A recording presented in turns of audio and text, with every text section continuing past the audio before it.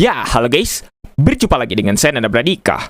Mungkin beberapa dari teman-teman yang menonton video ini sudah mengetahui apa itu fungsi dari kombinasi tombol ini.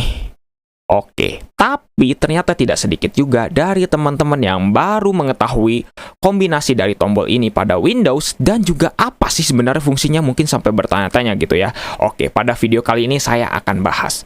Mungkin dari teman-teman yang belum mengetahui dari fungsi dari tombol ini, kalau misalnya teman-teman coba langsung pada detik ini juga gitu ya, menekan Ctrl, Windows, Shift, dan juga B, maka akan terjadi seperti itu, yaitu layar teman-teman akan berkedip dan juga akan mengeluarkan beep sekali ya. Tapi ini beepnya akan bergantung kepada settingan dari sound teman-teman. Kalau misalnya teman-teman menggunakan no sound, ya mungkin nggak akan keluar. Tapi kalau misalnya teman-teman menggunakan sound dan diaktifkan gitu ya, mungkin ketika lagi nyolok USB, gitu, mungkin teman-teman kayak gitu pasti akan bunyi gitu, seperti itu.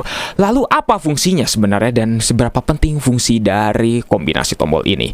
Oke, mungkin beberapa dari artikel yang mungkin kalau misalnya teman-teman mencari di internet, di Google gitu ya, dan juga mungkin dari YouTuber-YouTuber yang lain, itu mengatakan kalau fungsi dari kombinasi tombol ini adalah untuk merestart graphic driver teman-teman, atau mungkin bisa dibilang adalah merestart driver dari VGA teman-teman.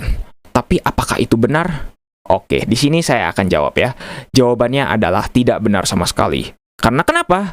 Karena kombinasi dari tombol ini sebenarnya hanya merefresh, bukan merestart. Itu yang pertama. Dan yang kedua adalah bukan merestart dari driver VGA, tapi merestart dari sebuah file yang penting banget untuk GUI atau Graphical User Interface dari Windows, yaitu adalah Desktop Window Manager.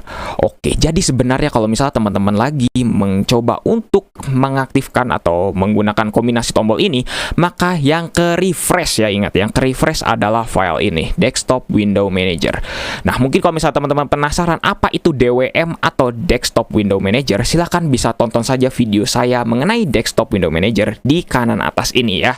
Oke, saya sudah buatkan itu videonya agak lama gitu loh ya. Oke, nah jadi bisa dibilang Desktop Window Manager ini fungsi yang sangat penting bagi GUI teman-teman, terutama bagi desktop teman-teman. Jadi, kalau misalnya teman-teman lagi mengalami black screen, atau mungkin layarnya tiba-tiba nge-freeze, atau mungkin teman-teman ketika CPU-nya 100% dan itu disebabkan oleh Desktop Window Manager, maka teman-teman bisa langsung saja mengaktifkan dari kombinasi tombol ini. Seperti contohnya seperti ini ya, Ctrl, Windows, Shift, dan juga tombol B. Akan seperti itu.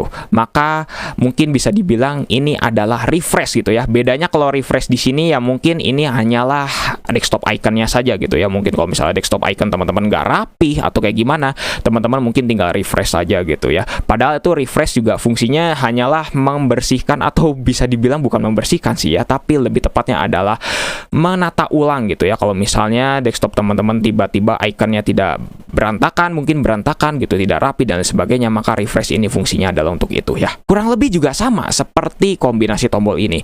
Fungsinya hanyalah merefresh dari Desktop Window Manager. Jadi kalau misalnya teman-teman beranggapan ini merestart dari VGA teman-teman, jawabannya adalah salah.